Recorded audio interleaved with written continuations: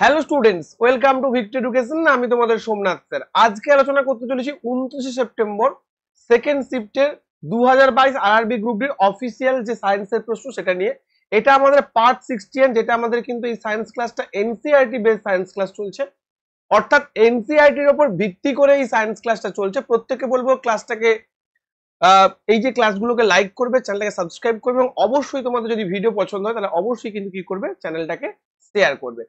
শুরু করবো আজকের ক্লাস। আমাদের কিন্তু দুটো সায়েন্স সিরিজ চলছে, একটা হচ্ছে গ্রুপ ডি 2022 যেখানে আমরা পার্ট 61 এ পৌঁছেছি, এবং আরেকটা চলছে টেকনিশিয়ান যেখানে লাইভ ক্লাস হয় টেকনিশিয়ান 2024 এর প্রশ্নগুলি নিয়ে এনসিইআরটি ভিত্তিক প্রশ্নগুলি, সেটাতেও কিন্তু প্রায় আমরা শেষের দিকে পৌঁছে গেছি। শুরু করবো আজকের ক্লাস। প্রথম প্রশ্ন চলে এসেছে, বলেছে একটা গ্রাফ দিয়েছে এবং বলেছে প্রদত্ত গ্রাফটি ব্যবহার করে পরিবাহী রোধ নির্ণয় করো। আচ্ছা, আমরা রোধ মানে কি জানি না? আমরা ওহমস ল থেকে পেয়েছি রোধ বিষয়টা কিনা। রোধ মানে একটা পরিবাহের মধ্য দিয়ে কারেন্টের যে ফ্লো হবে বা কারেন্টের যে প্রবাহ হবে, সেই প্রবাহটাকে যে বাধা দেবে তাকে আমরা রেজিস্ট্যান্স বলবো। কি বলবো না, একটা পরিবাহের মধ্য দিয়ে কারেন্টের যে ফ্লো হবে, সেই কারেন্টের ফ্লোটাকে যে বাধা দেবে তাকে আমরা কি বলবো, তাকে আমরা রেজিস্ট্যান্স বলবো। ক্লিয়ার? তাহলে ওহমের সূত্র থেকে আমরা কি জেনেছি যে ভি ইকুয়াল টু ভাই আই আর। ওহমের সূত্র থেকে আমরা জেনেছি V equal to I R. তাহলে আর ইকুয়াল টু কি হচ্ছে, R equal to V by I. তাহলে আমরা যদি গ্রাফ বানাই ভি আর আই লিখি, তাহলে এর যে স্লোপ গুলো পাবো প্রত্যেকটা হচ্ছে আর এর পাবো, কারণ R equal to V by I. অর্থাৎ দেখো, এই জায়গাটায় আর এর যা মান হবে, এই জায়গাটায় আর এর সেম মান হবে, এই জায়গাটা আর এর সেম মান হবে, এই জায়গাটা আর এর মান হবে, এই জায়গাটাও আর এর মান হবে। অর্থাৎ এই প্রত্যেকটা পয়েন্টে কিন্তু আর এর মান সমান হবে। তাহলে এটা যদি ভি হয়, এটা যদি আই হয়, তাহলে আর ইকুয়াল টু কি বলবো, ভি বাই আই। দেখো তোমাকে আমি দেখিয়ে দিচ্ছি।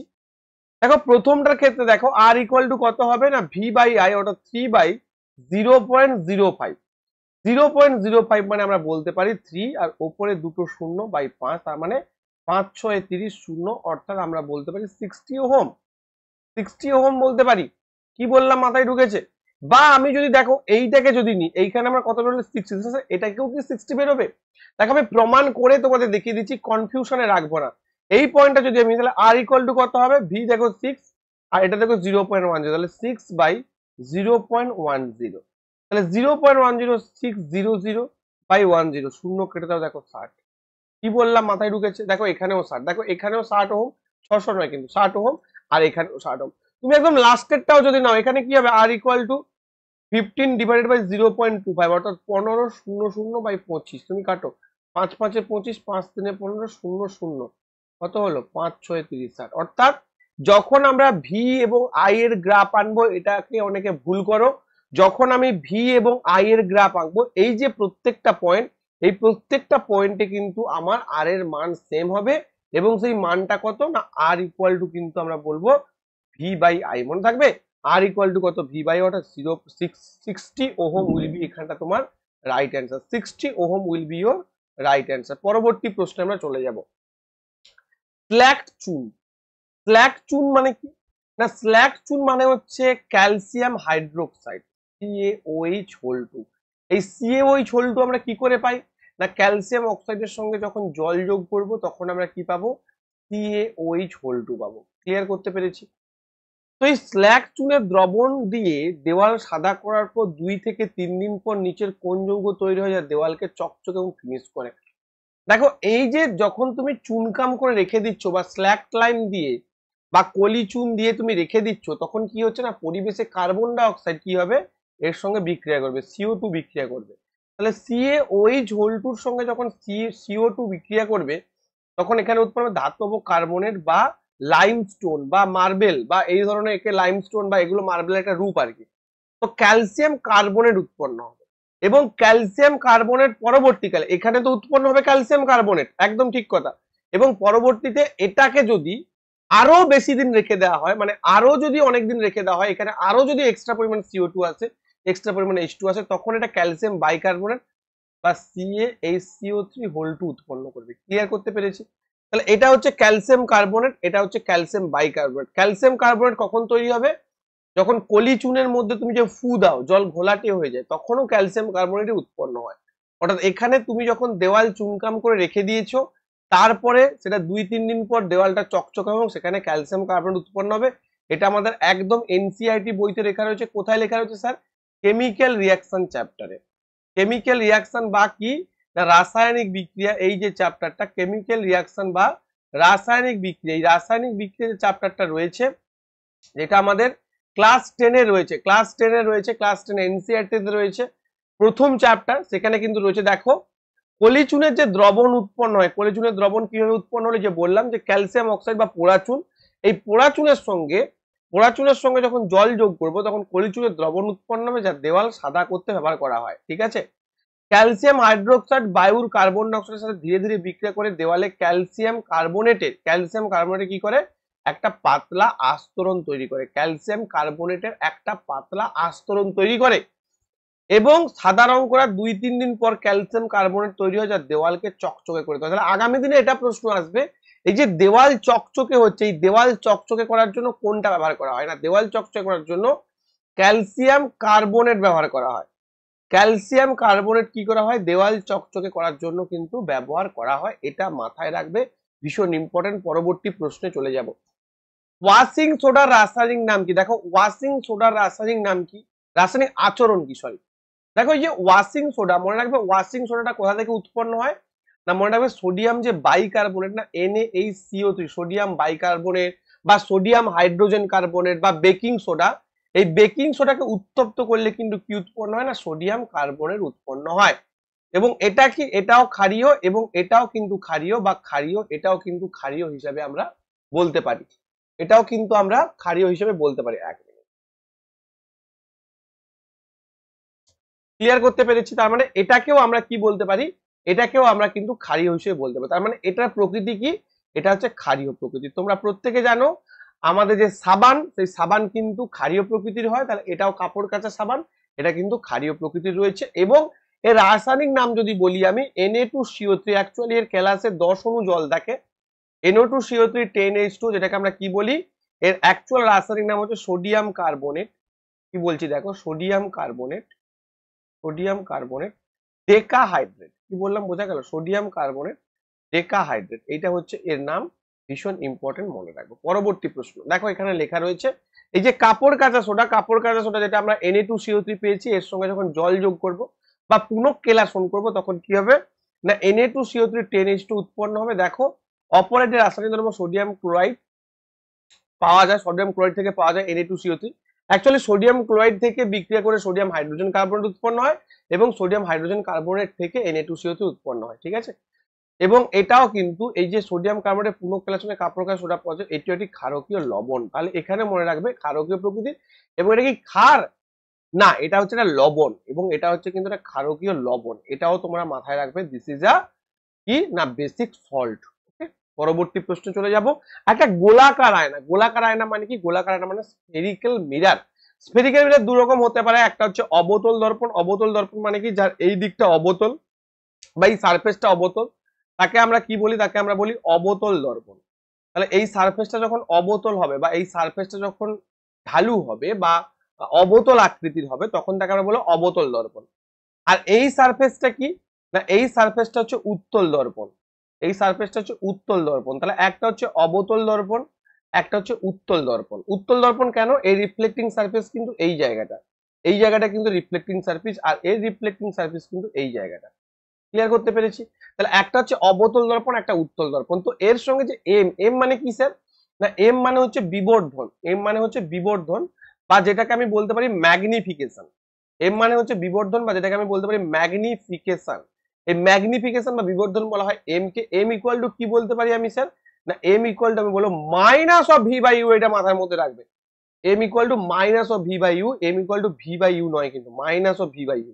ঠিক আছে, যদি এটা লেন্স বলতো, এটা গোলাকার আয়না বলে, যদি লেন্স বলতো, যদি লেন্স বলতো তখন আমরা এইটাকে সঠিক করতাম।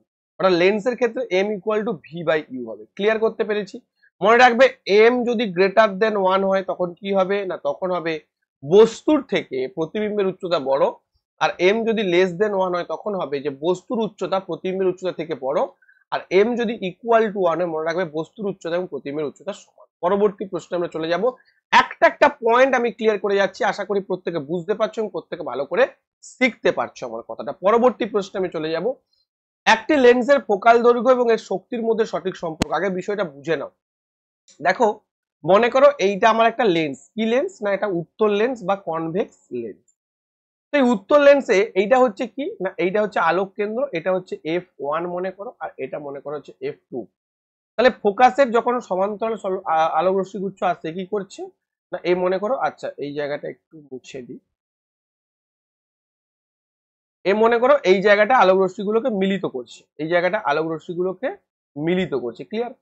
তার মানে কি এইটাই হচ্ছে ফোকাস দৈর্ঘ্য, এটা হচ্ছে ফোকাস দৈর্ঘ্য বা সেকেন্ড ফোকাস বা ফোকাস দৈর্ঘ্য বলতে পারো। আবার মনে করো আবার একটা লেন্স নিয়েছি, এই যে লেন্স, এই লেন্সের কি হচ্ছে ফোকাস দৈর্ঘ্য একটু দূরে, ফোকাস দৈর্ঘ্য একটু দূরে। কেন দূরে না কারণ এই যে লেন্সটা এর পাওয়ারটা কম, এর পাওয়ারটা এর পাওয়ার কম, আর এর পাওয়ার বেশি। তাহলে একজনের পাওয়ার কম আর একজনের পাওয়ার বেশি, কি বললাম একজনের পাওয়ার কম আর একজনের পাওয়ার বেশি। তাহলে এই যে পাওয়ার কম আর পাওয়ার বেশি, কি বললাম এই যে পাওয়ার কম আর পাওয়ার বেশি, এটা কিসের উপর ভিত্তি করে হচ্ছে না ফোকাস দৈর্ঘ্য যখন কম হবে পাওয়ার তখন বেশি হবে, ফোকাস দৈর্ঘ্য যখন বেশি হবে পাওয়ার তখন কম হবে। ক্লিয়ার করতে পেরেছি? এবার তুমি বলবে স্যার নেগেটিভ না পজিটিভ, দেখো নেগেটিভ না পজিটিভ সেটা লেন্সের প্রকৃতির উপর নির্ভর করে। উত্তল লেন্সের ফোকাসটা কি হয় পজিটিভ হয়, আর অবতল লেন্সের ফোকাসটা কি হয় নেগেটিভ হয়। তাহলে নেগেটিভ ফোকাস হলে নেগেটিভ পাওয়ার হবে, অবতল যদি হয়, অবতল মানে কি এই রকম, অবতল যদি হয় অবতলের ক্ষেত্রে কি হবে ফোকাসটা নেগেটিভ হবে, উত্তলের ক্ষেত্রে পজিটিভ হবে। তাহলে পজিটিভের ক্ষেত্রে কি হবে মানে পজিটিভ যার ফোকাস তার পাওয়ারটা পজিটিভ হবে, আর নেগেটিভ যার ফোকাস তার পাওয়ারটা নেগেটিভ হবে। অর্থাৎ আমি বলতে পারি power is equal to 1/f, power is equal to আমরা কি বলতে পারি 1/f। পাওয়ারের ইউনিট কি ডায়াপ্টার, ডায়াপ্টার হচ্ছে পাওয়ারের ইউনিট, মনে থাকবে? ক্লিয়ার করতে পেরেছি? চলো পরবর্তী প্রশ্নে চলে যাব। জুলের উত্তাপের প্রভাবের সূত্রটি ড্যাশ এইভাবে উপস্থাপন করেছে যেখানে আই হল। দেখো একটা পরিবাহী মনে করো, এই একটা পরিবাহী, এই পরিবাহীর মধ্য দিয়ে আই কারেন্ট প্রবাহিত হচ্ছে টি সময় ধরে। তাহলে আই কারেন্ট প্রবাহিত হচ্ছে টি সময় যদি হয় তাহলে উৎপন্ন তাপ কি হবে না উৎপন্ন তাপ আই স্কোয়ারের সমানুপাতিক, অর্থাৎ যে পরিমাণ তাপ প্রবাহিত হবে তার বর্গের সঙ্গে সমানুপাতিক। আবার এইচ প্রপোর্শনাল টু আর, অর্থাৎ রেজিস্ট্যান্স যত বাড়বে, তোমরা নিশ্চয়ই জানো যে রেজিস্ট্যান্স যত বাড়ে টেম্পারেচার যত বাড়ে, অর্থাৎ রেজিস্ট্যান্সের সঙ্গে হিটের একটা প্রপোর্শনালের সম্পর্ক। এবং এইচ প্রপোর্শনাল টু টি, অর্থাৎ যত সময় ধরে হবে, মনে করো বেশি সময় ধরে যদি কারেন্টটা প্রবাহিত হয় তাহলে বেশি তাপ উৎপন্ন হবে। তো এই তিনটেকে যদি আমি একত্রিত করি তাহলে কি দাঁড়াচ্ছে এইচ প্রপোর্শনাল টু বা এইচ ইকুয়াল টু যাই বলতে পারো, আমি এইচ ইকুয়াল টু বলে দিচ্ছি, H equal to I square R T. Clear? H equal to I square R T. এইবার যে আই স্কোয়ার আর রয়েছে এখানে কি আমি দেখতে পাচ্ছি? দেখতে পাচ্ছি না। তাহলে তুমি এখানে একটা কাজ করো না, আই ইন্টু আই আর টি করে দাও, দেখাচ্ছে এক্স্যাক্টলি। তাহলে আই আর মানে কি ভি, তাহলে V into I into T. H equal to কি বলতে পারি V into I into T. Clear করতে পেরেছি? তাহলে H equal to V into I into T, option number C will be right answer. অর্থাৎ দেখো প্রত্যেকটা তোমাদের নতুন যে প্রশ্ন হবে না মানে আগামী দিনে যারা তোমরা গ্রুপ ডি 2025 দেবে তাদেরও কিন্তু এরকম ইউনিটটাকে কনভার্সন করবে, ইউনিটটাকে এদিক ওদিক করে বানাবে, ঠিক আছে, দিয়ে জিনিসটাকে একটা কমপ্লিকেটেড করে দেবে। বাট যার সত্যিকার এই কনভার্সন গুলো মনে থাকবে না তার কাছে এগুলো জল ভাত। পরবর্তী প্রশ্ন চলে যাব। নিউল্যান্ডের অষ্টক আইন অনুসারে নিচের কোন উপাদানে একই বৈশিষ্ট্য রয়েছে? দেখো এইগুলো আমি বেশি ডিপে ঢুকবো না, জাস্ট কোশ্চেনের অ্যান্সার বলবো। কেন ডিপে ঢুকবো না? কারণ যেহেতু পিরিয়ডিক টেবিলটা তোমাদের সিলেবাসে নেই, তবুও পিরিয়ডিক টেবিলে কিছু কিছু অংশ পড়ে যাবে কারণ বাই চান্স চলে আসতে পারে। তো এখানে beryllium and magnesium will be right answer, কারণ বেরিলিয়াম এবং ম্যাগনেসিয়াম 8 বাদে বাদে রয়েছে, কারণ প্রথম উপাদানের পর একদম অষ্টম উপাদান তাদের মধ্যে কিন্তু মিল থাকবে। দেখো এই যে বেরিলিয়াম থেকে ম্যাগনেসিয়ামের দূরত্ব হচ্ছে 8 পর্যন্ত, তাই এদের মধ্যে মিল থাকবে। পরবর্তী প্রশ্ন বলছে একটি কারেন্ট বহনকারী পরিবাহীর ওপর বলের দিক পরিবর্তন করতে নিচের কোন পদ্ধতি ব্যবহার করা যেতে পারে? দেখো একটা যে কারেন্ট পরিবাহ, একটা যে মানে আমার একটা তড়িৎ পরিবাহীর ওপর বল কখন কাজ করবে না, বল তখনই কাজ করবে যদি ওর চারপাশে একটা কি থাকে না, ওর চারপাশে একটা পরিবর্তিত চৌম্বক ক্ষেত্র থাকে বা চারপাশে একটা চুম্বক ক্ষেত্র থাকে, ওর চারপাশে একটা চুম্বক ক্ষেত্র থাকে, তবেই না ওর মধ্যে যখন তুমি তড়িৎ প্রবাহ হয় ওর একটা বল এক্সপিরিয়েন্স করবে ফ্লেমিং এর বাম হাতের নিয়ম অনুযায়ী। কারেন্টের মান দেখো, মান পরিবর্তনের উপর বলের দিক পরিবর্তন, বলের দিকের পরিবর্তন হয়। মানে বলের দিক মানে কি, মনে করো প্রথমে এমন ভাবে কারেন্টটা পাঠানো হলো যেটা এই দিকে উঠলো, জিনিসটা এই দিকে সরে গেল, আবার কোনো ক্ষেত্রে নিচের দিকে সরে গেল। এই যে বলের দিক পরিবর্তন হবে, বলের কিন্তু মানের পরিবর্তনের কথা বলেনি, বলের ডিরেকশন চেঞ্জের কথা বলেছে। তাহলে ডিরেকশন চেঞ্জ করতে গেলে নিশ্চয়ই কোনোটা ডিরেকশন চেঞ্জ করতে হবে। এখানে বলেছে কারেন্টের মান হবে না, মান পরিবর্তন হলে বলের মান পরিবর্তন হবে, কিন্তু ডিরেকশন তো চেঞ্জ হবে না। চৌম্বক ক্ষেত্রের শক্তি পরিবর্তন হবে না, কারেন্টের দিক পরিবর্তন। Yes, this is your right answer. কারেন্টের তুমি যদি দিক পরিবর্তন করো, মনে করো এখানে তোমার প্লাস ছিল, এখানে মাইনাস ছিল, তাহলে এদিক থেকে এদিকে তড়িৎ প্রবাহ হচ্ছিল, তাই না? এদিক থেকে এদিকে তড়িৎ প্রবাহ হচ্ছিল। আবার তুমি মনে করো এখানে মাইনাস করলে, এখানে প্লাস করলে, এটা মনে করো নর্থ সাউথ, তাহলে কি হবে? এদিক থেকে এদিকে তড়িৎ প্রবাহ হবে, তাহলে কি হবে? ডিরেকশন চেঞ্জ হবে। আর আমরা কি জানি, ফ্লেমিংয়ের লেফট হ্যান্ড রুল অনুযায়ী এটা যদি আমার মানে কি বলবো, যে তড়িৎ প্রবাহ হয়, এটা যদি চৌম্বক ক্ষেত্র হয়, তাহলে এই দিকটা এই বুড়ো আঙুল অনুযায়ী বল এক্সপিরিয়েন্স করে। ফ্লেমিংয়ের লেফট হ্যান্ড রুল অনুযায়ী আমি জেনেছি, তাই না? তাহলে এখানে সঠিক উত্তর হবে শুধুমাত্র 3 উইল বি রাইট অ্যান্সার। পরবর্তী প্রশ্নে আমরা চলে যাব। 1100 ওয়াট পাওয়ারের একটি গরম করার ডিভাইস 220 ভোল্ট লাইন ভোল্টেজে কাজ করার জন্য ডিজাইন করা হয়েছে। অর্থাৎ কি বলেছে, 1100 ওয়াট পাওয়ারের একটি গরম করার ডিভাইসটি 220 ভোল্ট লাইন ভোল্টেজে কাজ করার জন্য ডিজাইন করা হয়েছে। যদি এটি নির্দিষ্ট দিনে লাইনের ভোল্টেজ 110 ভোল্টে নেমে যায়, তাহলে এর মধ্যে দিয়ে কারেন্ট এবং এর আউটপুট হবে। দেখো ভালো করে বুঝবে, ক্লিয়ার করো। আমার একটার মনে করো একটা নির্দিষ্ট যন্ত্রের ওয়াটেজ রয়েছে, কারণ ওয়াটেজটা তো নির্দিষ্ট নয়। ওয়াটেজ কত? 1100 ওয়াট। তাহলে 1100 ওয়াট যদি আমার নির্দিষ্ট থাকে, তাহলে এর রোধটাও নির্দিষ্ট। রেজিস্ট্যান্সটা আমাকে বের করতে হবে। রেজিস্ট্যান্স কি করে বার করবো স্যার? রেজিস্ট্যান্স বার করবো, তখন ভোল্টেজ কত ছিল না, ভোল্টেজ ছিল 220 ভোল্ট। তাহলে এখান থেকে আমি রেজিস্ট্যান্সটা বার করে নেবো। দেখো এই যে পি ইকুয়াল টু কি হয় না, পি ইকুয়াল টু তোমরা প্রত্যেকে নাও ভি স্কোয়ার বাই আর হয়। তাহলে আর ইকুয়াল টু কি হবে না, ভি স্কোয়ার বাই পি। তাহলে ভি কত স্যার? 220। তাহলে 220 ইন্টু 220 ডিভাইডেড বাই হচ্ছে 1100। 0 0 0 0 কেটে দাও, 11 2 22, 22 2 44, কি বেরোলো? 44 ওহম। এটা রেজিস্ট্যান্স বেরোলো। এইবার এই রেজিস্ট্যান্স আমি পরে কাজে লাগাবো। দেখো যদি নির্দিষ্ট ভোল্টেজ 110 ভোল্ট থাকে, তাহলে ভি ইজ ইকুয়াল টু কত? 110 ভোল্ট। এই যন্ত্রটা রেজিস্ট্যান্স কত না, রেজিস্ট্যান্স 44 ওহম। তাহলে আই ইকুয়াল টু কি হবে না, ভি ইকুয়াল টু হয় আই আর, বা আই ইকুয়াল টু হচ্ছে কি ভি বাই আর। তাহলে ভি বাই আর 110 বাই হচ্ছে 44, আমি বলতে পারি 11 শূন্য 11 10 110, 11 4 44, 2 2 4, 2 5 10, অর্থাৎ 2.5 অ্যাম্পিয়ার। দেখো এখান থেকেই আমি অ্যান্সার পেয়ে গেলাম, অ্যান্সার নাম্বার 4। পরেরটা করার দরকার নেই, বাট তবুও তোমাদের পরেরটা করে দেখাবো। পরেরটা কি বলেছে, আউটপুট কত? আউটপুট মানে কত? পি। আবার পি বার করতে, পি ইকুয়াল টু কি পাই আমরা? ভি ইন্টু আই, তাই তো? পি ইকুয়াল টু কি পাই? V into I. তাহলে বা ভি স্কোয়ার বাই আর, তুমি যেহেতু এখানে ভি স্কোয়ার, একই সূত্র, ভি ইন্টু আই মানে ভি স্কোয়ার বাই আর, বা তুমি ভি স্কোয়ার বাই আরই করো না, কোনো অসুবিধা নেই। কিন্তু এখানে আরটা হচ্ছে 44, বিটা হচ্ছে 110। তাহলে 110 ইন্টু 110 ডিভাইড বাই 44। 11 4 44, 11 10 110, 2 2 4, 2 5 10, ঠিক আছে, 2 5 10, 11, 2 5 10, 5 5 25 5, 5 5 25, 26 27, 275 ওয়াট। ক্লিয়ার করতে পারলাম কি আমি প্রত্যেকে? দেখো ফর্মুলাটা মনে রাখবে, P equal to V I. এবার তুমি দেখো পি ইকুয়াল টু যে ভি আই, আই এর বদলে ভি বাই আর বসাও, তাহলে কি হবে? V square by R. দুটোই same formula, P equal to V I আর P equal to V square by R, same formula. তো এখান থেকে আমি খুব সুন্দরভাবে অঙ্কটা পেয়ে গেলাম। যারা বুঝতে পারছো অবশ্যই একটা করে থামস আপ করে যাবে, কারণ দেখো আমরা পার্ট 61-এ পৌঁছে গেছি, আর বেশি দূর নেই। যেদিন আমাদের 99+6 শেষ হয়ে যাবে, তারপর শুধু রিভিশন করে যাবো আমরা, এবং বেস্ট এমসিকিউ তোমাদের সামনে চলে আসবে। পরবর্তী প্রশ্ন, স্তন্যপায়ী প্রাণীদের কিডনির মতো উদ্ভিদের একটি ডেফাইন্ড রেচনতন্ত্রের অভাব কেন? স্তন্যপায়ী প্রাণীদের একটা কিডনি থাকে, কিন্তু উদ্ভিদের একটা ডিফাইন্ড রেচনতন্ত্রের অভাব কেন? কারণ তারা তাদের উদ্ভিজ অংশের মাধ্যমে নির্গত করে। গাছপালা বর্জ্য পদার্থ তৈরি করে না, এটা হবে না। গাছপালা শুধুমাত্র গ্যাসীয় বর্জ্য তৈরি করে যা ছড়িয়ে পড়ে, কারণ উদ্ভিদের একটি সংবহন ব্যবস্থার অভাব রয়েছে। দেখো ভালো করে যদি তোমরা বোঝো, ভালো করে যদি তোমরা বুঝতে চাও, তাহলে দেখো আমি কি বলবো, আমি বলবো যে এই যে উদ্ভিদের রেচনতন্ত্র নেই মানে কি? উদ্ভিদ কিভাবে রেচন করে আমাকে বলো তো? না উদ্ভিদ আমরা জানি কি না, উদ্ভিদ রেচন করতে পারে তাদের যে পত্রমোচন, বাকল মোচন, বা যে নাইট্রোজেনাস যে কম্পাউন্ড গুলো রয়েছে, তরুক্ষী, রজন ইত্যাদি প্রভৃতির মাধ্যমে রেচন করতে পারে। তাহলে এইসব পদ্ধতিতে যদি উদ্ভিদ রেচন করে, তাহলে উদ্ভিদের যে নির্দিষ্ট রেচন অঙ্ক মানে কিডনি বা এই টাইপের জিনিসগুলো, এগুলোর কিন্তু আলটিমেট কি রয়েছে? এগুলোর কিন্তু আলটিমেট অভাব রয়েছে। তাহলে তারা কি করছে? পত্রমোচন, বাকল মোচন ইত্যাদির মাধ্যমে ছড়িয়ে দিচ্ছে। অর্থাৎ তারা এই যে পত্রমোচন, বাকল মোচন, এগুলো কি? এগুলো তো উদ্ভিদেরই অংশ। অর্থাৎ তারা উদ্ভিজ অংশের মাধ্যমে নির্গত।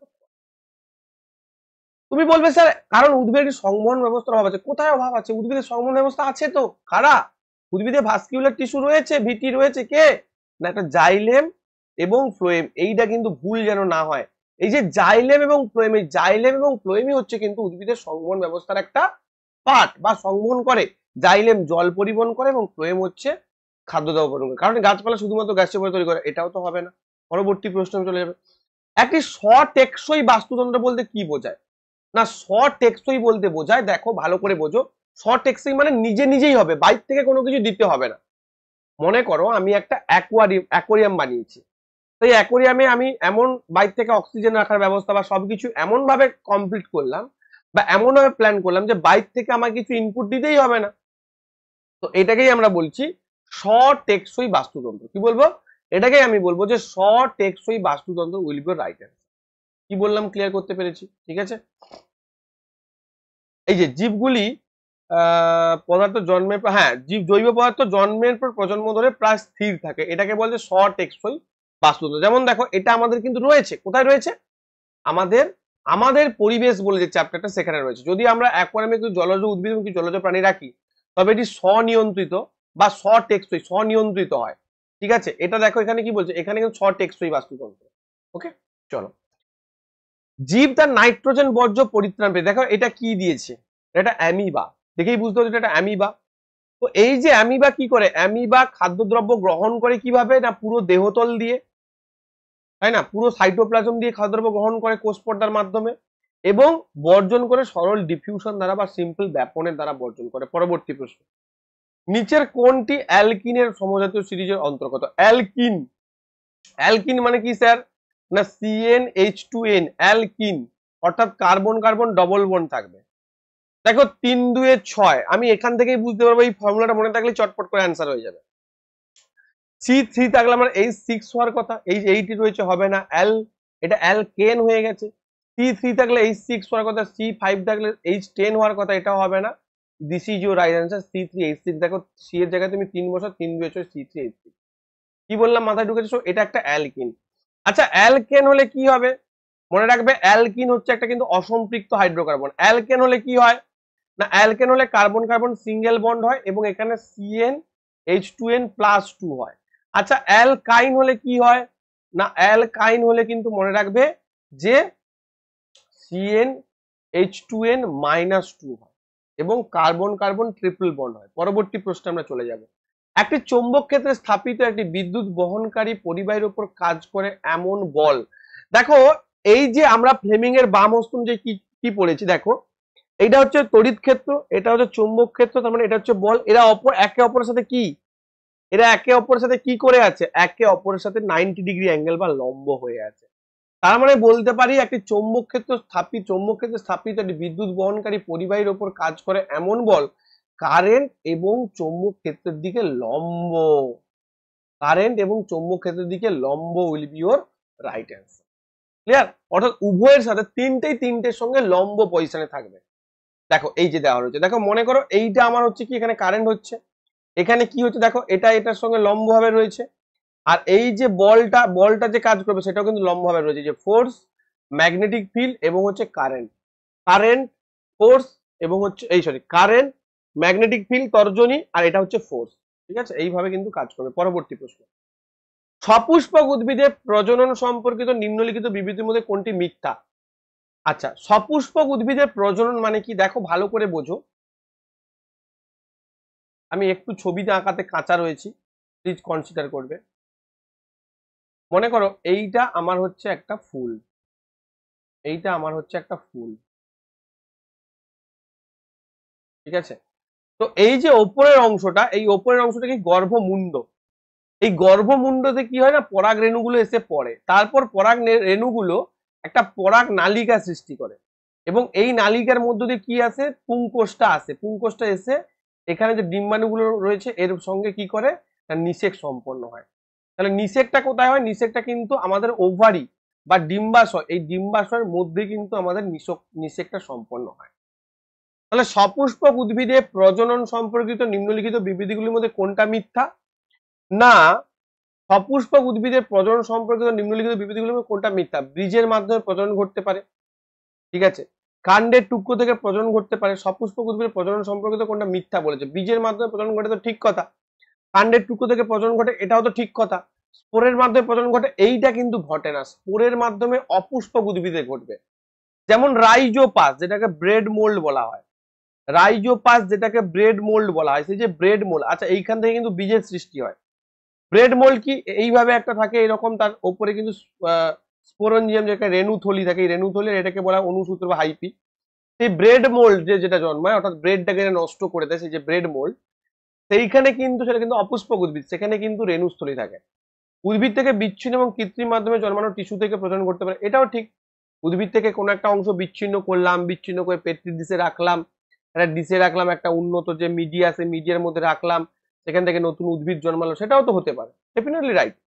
কিন্তু মনে রাখবে যে স্পোরের মাধ্যমে কিন্তু সপুষ্পক উদ্ভিদের প্রজনন হবে না। So this is your right answer, option C will be right answer. তো এই জিনিসগুলো কিন্তু তোমরা একটু ভালো করে পড়তে হবে, ভালো করে একটু কনসেপচুয়ালি মাথা খাটিয়ে এনসিআরটিটাকে জানতে হবে, তবেই কিন্তু তুমি এগুলো পারবে। পরবর্তী প্রশ্ন দেখো, এইগুলো একটু দেখে নাও।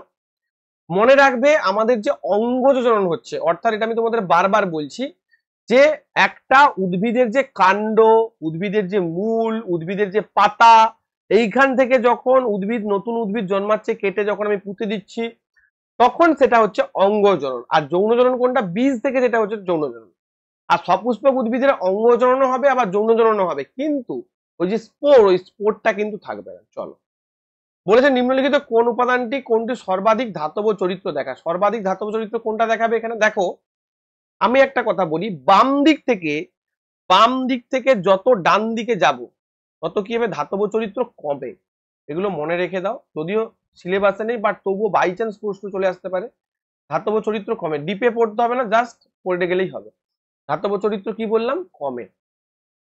বাম দিক থেকে ডান দিকে গেলে ধাতব চরিত্র কমে, আর যদি ওপর থেকে নিচে যাই তাহলে ধাতব চরিত্র বাড়ে।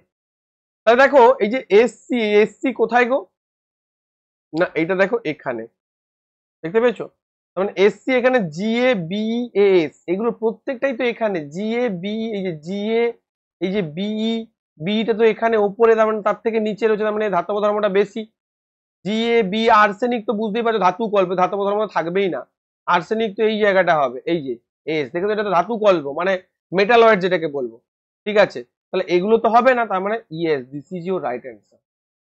কি বললাম? এই এসসি হয়ে যাবে কিন্তু সঠিক উত্তর। পরবর্তী প্রশ্ন আমরা চলে যাব। ড্যাশের মাধ্যমে দ্বিগুণ স্থানচ্যুতি, দ্বিগুণ স্থানচ্যুতি মানে কি স্যার? না দ্বিগুণ স্থানচ্যুতি মানেই হচ্ছে double displacement reaction, double displacement reaction. Double displacement রিয়াকশনকে আমি কি বলি? না দ্বিগুণ স্থানচ্যুতি বিক্রিয়াকেই আমি বলি ডাবল ডিসপ্লেসমেন্ট রিয়াকশন। তো ড্যাশের মাধ্যমে দ্বিগুণ স্থানচ্যুতি বিক্রিয়া ঘটে আয়নীয় যৌগ, সমযোজী যৌগ, আয়নীয় এবং সমযোজী যৌগ উভয়, আয়নীয় এবং সমযোজী যৌগ নয়। দেখো আমি একটা কথা বলি, ভালো করে মনে রাখো বিষয়টা। আমাদের যখন ডাবল ডিসপ্লেসমেন্ট বিক্রিয়া ঘটাতে দরকার বা ডাবল ডিসপ্লেসমেন্ট বিক্রিয়া ঘটানো দরকার, কিসের মাধ্যমে ঘটবে ডাবল ডিসপ্লেসমেন্ট রিয়াকশন? না মনে রাখবে আয়ন এক্সচেঞ্জের মাধ্যমে ঘটবে, আয়ন এক্সচেঞ্জের মাধ্যমে ঘটবে। মাথায় ঢুকেছে? আয়ন এক্সচেঞ্জের মাধ্যমে ঘটবে। তাহলে আয়ন এক্সচেঞ্জের মাধ্যমে যদি হয়, আয়ন কাদের উৎপন্ন হয়? কখনো সমযোজী যৌগের কি আয়ন উৎপন্ন হবে? হবে না তো। আয়ন উৎপন্ন হতে গেলে সেই যৌগটাকে তড়িৎযোজী যৌগ হতে হবে, তবে যদি আয়ন উৎপন্ন হয়। মানে NaCl, NaCl কি সমযোজী যৌগ? না, NaCl হচ্ছে তড়িৎযোজী যৌগ, Na+Cl-। NaCl হচ্ছে একটা তড়িৎযোজী যৌগ। মনে করো একটা বিক্রিয়া যদি বলি NaOH প্লাস HCl থেকে কি উৎপন্ন হয়? না NaCl প্লাস H2O, হয়তো? তাহলে দেখো এখানে কি উৎপন্ন হয়, এখানে মনে রাখবে Na+OH মাইনাস আয়ন উৎপন্ন হচ্ছে, এখানে H plus plus Cl minus ion উৎপন্ন হচ্ছে। এই যে Na প্লাস এবং Cl মাইনাস মিলে যাচ্ছে NaCl, আর OH মাইনাস H প্লাস মিলে হচ্ছে কি H2O। দেখো এই যে রিয়াকশনটা, এটা কি রিয়াকশন? না এটা নিউট্রালাইজেশন রিয়াকশন, অ্যাসিড বেসের রিয়াকশন, বাট এটাকে আমরা ডাবল ডিসপ্লেসমেন্টও বলতে পারি। অর্থাৎ ডাবল ডিসপ্লেসমেন্ট রিয়াকশন ক্ষেত্রে দুটো কি অ্যাকুয়াস হতে হয়, জলীয় হতে হয়, কারণ জলীয় দ্রবণে আয়ন উৎপন্ন হয়। এবং দুটোকেই আয়নিক যৌগ হতে হবে ভাই সাহেব। ভীষণ ইম্পর্টেন্ট এই জায়গাগুলো, পরীক্ষায় ভুলে যাও তোমরা বা গুলিয়ে যায় তোমাদের। অর্থাৎ আয়ন এক্সচেঞ্জের মাধ্যমে ডাবল ডিসপ্লেসমেন্ট রিঅ্যাকশন হয়। তাহলে যদি আয়নই উৎপন্ন হতে হয়, না হলে ডাবল ডিসপ্লেসমেন্ট রিঅ্যাকশন হবে না, তাহলে যৌগটাকে ডেফিনেটলি আয়নীয় যৌগ হতে হবে। পরবর্তী প্রশ্নে চলে যাব। বেকিং সোডা গরম করলে নিচের কোন যৌগ তৈরি হয়? একটু আগে আমি বলিনি তোমাদের, এই জন্য বলি ডিসকাশন গুলো শুনবে, কারণ আমি তোমাদের সেই জায়গাগুলোকে ডিসকাশন করি যেই জায়গাগুলো পরীক্ষার জন্য রিলেভেন্ট। ইরিলেভেন্ট এক্সট্রা জায়গা আমি কখনো বলি না, কারণ ওগুলো তোমার ব্রেনের মধ্যে চাপ সৃষ্টি করবে। ভাই আমাদের ব্রেন কিন্তু ছোট, ফলে আমাদের ব্রেনে কিন্তু লিমিটেড জিনিস ধরবে, তাই যেটা পরীক্ষায় আসার মতো সেটাই আমি বলি। এক্সট্রা কিছু পড়িয়ে তোমাকে আমি পিএইচডি করাতে যাব না, তুমি পিএইচডি করবে না আমার কাছ থেকে, তুমি সিম্পল একটা চাকরি পেতে এসছো ভাই, পরিষ্কার কথা। তাহলে বেকিং সোডা গরম করলে নিচের কোন যৌগ তৈরি হয়? না বেকিং সোডা গরম করলে, বেকিং সোডা গরম করলে মনে রাখবে সোডিয়াম কি তৈরি হবে? হাইড্রোক্সাইড তৈরি হবে। বারবার বলেছি, একটু আগেই বললাম। পরবর্তী প্রশ্ন আমি চলে যাব। নিচের কোন যৌগে 7টি সমযোজী বন্ধন রয়েছে? 7টা সমযোজী বন্ধন রয়েছে নিচের কোন যৌগে বলো? 7টা সমযোজী বন্ধন। দেখো ইথেন, ইথেন মানে কি? একটা অ্যালকেন। ইথেন মানে একটা অ্যালকেন, তাই তো? কি হবে সংকেত ইথেনের? না ইথেনের সংকেত হচ্ছে C2H6। কি বললাম? C2H6 হচ্ছে ইথেনের সংকেত, একই না? এই সরি, C2 হচ্ছে 2 2 4, C2H4, সরি। ইথেনের সংকেত হচ্ছে C2H4, এটা অ্যালকেন, তাই তো? এইবার দেখো এই যে ইথেন, এই ইথেনের সংকেত কি? না মিথেনের পর ইথেন, তার মানে ইথেনের সংকেত কি হবে? না ইথেনের সংকেত হবে কিন্তু মনে রাখবে CnH2n+2, মানে C2H কি হবে? 2 2 4 প্লাস C2H6 হয়ে যাবে। আমাকে বলেছে কোনটায় 7টা সমযোজী বন্ধন রয়েছে। তাহলে এখানে কটা সমযোজী বন্ধন রয়েছে দেখেই বুঝতে পারছো। দেখো সি সি 1 2 3 1 2 3, তাহলে কি হবে? H H H H H H, আর এখানে দুটো 1 2 3 4 5 6 7 এখানেই কিন্তু রয়েছে। মনে রাখবে এই যে সংকেতটা পাবে এর থেকে 1 মাইনাস করলে যে হয়, যেটা হয় সেটাই ততগুলো কিন্তু তোমার কি থাকবে, ততগুলো কিন্তু তোমার বন্ধন থাকবে। যেমন মনে করো মিথেনে কটা বন্ধন আছে স্যার? দেখো মিথেনের সংকেত বের করো তুমি CH4, মিথেনের সংকেত বের করো CH4। তাহলে এই যে CH4, এই CH4 মানে কি? C1 2 3 4, কিন্তু এখানে কটা হচ্ছে? 4 যুক্ত 1 5টা হচ্ছে না? এখানে C দুটো ছিল, H 6টা ছিল, তাহলে 6 যুক্ত 2 8, 8 মাইনাস 1 তার মানে 7টা বন্ধন আছে। এটাই হচ্ছে এখানকার, মনে রাখবে এটা হচ্ছে ট্রিক। প্রোপেন বের করো, প্রোপেন, প্রোপেন কি হবে? C3 আর 3 2 6 7 8, অর্থাৎ C3H8 হবে। তার মানে কটা থাকবে? 8 9 10 11, তার মানে এখানে 10টা থাকবে। দেখে নাও তুমি করে, আমার কথা কেন বিশ্বাস করতে পারবে? দেখে নাও। H H H H H H 1 2, এখানে দুটো H থাকবে। তাহলে কটা হলো? 1 2 3 4 5 6 7 8, 1 2 3 4 5 6 7 8 9 10, দেখেছো 10টা বন্ড আছে। তো এইগুলো কিন্তু তোমাদের মনে রাখতে হবে, ঠিক আছে? ক্লিয়ার করতে পারলাম? পরবর্তী প্রশ্নে আমি চলে যাব। রুমেন কি? দেখো রুমেন হচ্ছে কিন্তু যারা দেখবে জাবর কাটে বা বেশি খায়, বা যাদের ধরো সেলুলোজ টাইপের খাবার হজম করতে হয়, তাদের খাদ্য সঞ্চয় করার জন্য পেটের আর একটা প্রকোষ্ঠ থাকে, সেটাকে রুমেন বলা হয়। এই যে দেখতে পাচ্ছ, এই যে গরুর কিন্তু এরকম রুমেন থাকে। পরবর্তী প্রশ্ন, নিচের কোনটি অ্যালিমেন্টারি ক্যানেলে অ্যাসিডিক খাবারকে ক্ষারীয় রূপান্তরিত করে? অগ্ন্যাশয় রস, না অন্ত্রের রস, না পিত্তরস। পিত্তরসের দুটো কাজ কি? না বড় বড় ফ্যাট গ্লোবিউলস যেগুলো থাকবে, বড় বড় ফ্যাট গ্লোবিউলস যেগুলো থাকবে, এই যে ফ্ল্যাট গ্লোবিউলস গুলো থাকবে, সেই বড় বড় ফ্ল্যাট গ্লোবিউলস গুলো কি করা? না ছোট ছোট ফ্যাট গ্লোবিউলস এ রূপান্তরিত করা। বড় বড় ফ্ল্যাট গ্লোবিউলস গুলোকে ছোট ছোট ফ্যাট গ্লোবিউলস এ রূপান্তরিত করে দেওয়া, ঠিক আছে? আর খাদ্যকে ক্ষারীয় করে তোলা। চলো, পিত্ত কোথায় এসে উন্মুক্ত হচ্ছে? আমাদের ক্ষুদ্রান্তের মধ্যে, সেটাও মাথায় রাখবে। পরবর্তী, মাটির সম্পর্কে নিচের কোন বিবৃতিটি ভুল? এটা তোমাদের একটা হোমওয়ার্ক দিতে পারে, দেখি তো কারা পারে। মাটির সম্পর্কে নিচের কোন বিবৃতিটা ভুল? নিচে কমেন্ট বক্সে উত্তর করবে। আমি নেক্সট ক্লাসে তোমাদের এটা বলবো, বা পরে কমেন্টটা পিন করে দেবো। বলছে উচ্চতা ঢাল হিউমাস গঠনের হার নির্ধারণ করে। সময় মাটির প্রোফাইলের বেদ নির্ধারণ করে, আবহাওয়া, তাপমাত্রা এবং বৃষ্টিপাতের প্রভাব হার, প্যারেন্ট রক রং নির্ধারণ করে। তাই কি কোনটা হবে সঠিক উত্তর তোমরা জানাতে ভুলো না। তো এই ছিল আজকে ক্লাসটা। এই প্রশ্নটা আশা করি বুঝতে পেরেছো তোমরা। এটা কিন্তু একটা অ্যালকেন হবে, হ্যাঁ, ইথেন মানে অ্যালকেন, ইথেন অ্যালকেন, এটা মাথায় রেখে দাও, ঠিক আছে। চলো, তো অ্যালকেন, অ্যালকিন, অ্যালকাইন আমি বুঝিয়েছি তোমাদের, আরো একবার দরকার পড়লে বলে দিচ্ছি। CnH2n+2 মানে হচ্ছে অ্যালকেন এন, আর অ্যালকিন মানে হচ্ছে CnH2n, আর অ্যালকাইন মানে কি, অ্যালকাইন মানে হচ্ছে কিন্তু CnH2n-2। ওকে, এই জায়গাটা ভুলবে না, এখান থেকে মাস্ট প্রশ্ন আসবে তোমাদের। চলো, তো এই ছিল আজকের ক্লাস। আর যারা আমাদের সায়েন্স ব্যাচে অ্যাডমিশন নিতে চাও, দেরি না করে, টেকনিশিয়ানের রেজাল্ট কিন্তু বেরিয়ে গেছে। আর টেকনিশিয়ানে কিন্তু মনে রাখবে সোমনাথ স্যারের ভিক্টরি এডুকেশন অলওয়েজ বেস্ট। এখানে টপার স্কোরার, কলকাতা জোনে র্যাঙ্ক 9 ফিটার ট্রেড এখানে রয়েছে। সৌম্য চ্যাটার্জি মালদা থেকে পিসিএম ট্রেডে পেয়েছে, এবং আরো অন্যান্য ছাত্রছাত্রীরা কিন্তু পেয়েছে, এবং এখানে অনেকজনের নাম নেই, তারা পরবর্তী জানিয়েছিল আমাদের। তো সেই নামগুলো লিস্ট আমরা পুরো টেলিগ্রামে পাবলিশ করা রয়েছে, যারা জানতে ইচ্ছে ওখানে গিয়ে দেখতে পারো। প্রত্যেকের নাম, রোল নাম্বার, ব্যাচ সবকিছু উল্লেখ করে দেওয়া হয়েছে, কোনো কিছু এখানে নেই। আর যারা আমাদের সায়েন্স ব্যাচে অ্যাডমিশন নিতে চাও, এই ব্যাচটা নিতে পারো। আর যারা ভাবছো যে স্যার সায়েন্স প্লাস জিকে নেবো, তারা জিকে, সিএ, সায়েন্স এই কম্বো নিতে পারো। অথবা যারা চাইছো স্যার আপনার কাছে সবকিছু পড়বো, আপনার কাছে sir math plus GK plus GI plus GS সবকিছু পড়বো, তারা এই নাম্বারে কিন্তু একটু কন্ট্যাক্ট করে নিও। এটা আমারই নাম্বার, আমার সঙ্গে কথা বলি তুমি ভর্তি হতে পারবে। এছাড়া তোমরা আমাদের অ্যাপ ডাউনলোড করতে পারো। অ্যাপে কোর্সগুলো রয়েছে, প্রায় 250টা রিভিউ রয়েছে, এবং প্রত্যেকটা কিন্তু 5 স্টার।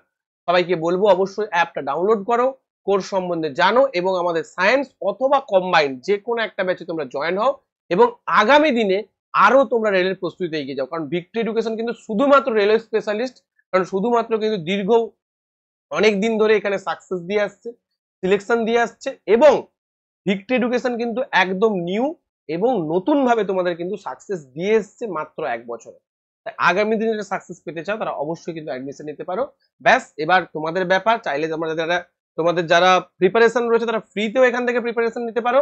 তো প্রত্যেককে বলবো যারা ক্লাসগুলো দেখছো অবশ্যই চ্যানেলটাকে সাবস্ক্রাইব করবে, ক্লাসগুলোকে লাইক করবে, এবং অবশ্যই পরবর্তী ভিডিও যদি পেতে হয় তাহলে অবশ্যই কিন্তু কমেন্ট করে তোমার গুরুত্বপূর্ণ মতামত জানাবে যে ক্লাস কেমন লাগছে। থ্যাংক ইউ প্রত্যেকের, দেখা হবে পরের ক্লাস।